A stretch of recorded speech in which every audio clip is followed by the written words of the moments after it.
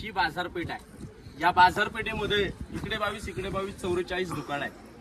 44 दुकानामध्ये कुठल्याही दुकानावरती आपल्याला कोरीव बांधकाम पाहायला मिळत नाही। या दुकानावरती कोरीव बांधकाम पाहायला मिळते। हे नागापा सिटी कर्नाटकचे व्यापारी होते। बाजारपेठेला काही कमी जास्त लागलं तरी आणून द्यायचे।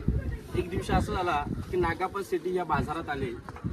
ज्याने ताजमहल बांधला त्याची 3 बोटं कलम केली, ज्याने रायगड बांधला त्यांना नावाची पाटी तर दिलीच। मग राजाने नागापा सिटीला सांगितलं, नागापा सिटी राजांना म्हणतात की राजा, मी अनेक वर्ष झाली या बाजारपेठीला बाजार पुरवठा करतो, तर माझ्या दुकानावर मी माझ्या नावाची पाटी लावून घेऊ का?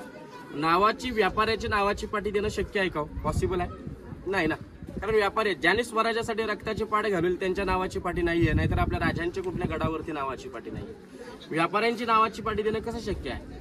नावाची पाटी तर देऊ शकत नव्हते, पण राजे त्यांना नाराज सुद्धा करू शकत नव्हते ना, कारण व्यापारी आहेत, सगळा डेटा त्यांच्याकडे आहे बाजाराचा, करणार काय? पण राजे ग्रेट होते, हुशार होते। राजाने त्यांना सांगितलं की तुमचं नागापा नाव आहे, तर नागाचं चित्र करून घ्या, आठवण म्हणून नागाचे चित्र काढण्यास परवानगी दिली। नाव सुद्धा झालं, बाजारपेठेला बाजार पुरवठा सुद्धा झाला, समोरच्याला कळालं सुद्धा नाही। पहा बघा, यालाच तर म्हणतात एका दगडात 2 पक्षी मारणं। नागापा सिटी बी खुश, बाजाराला बाजार सुद्धा चालू।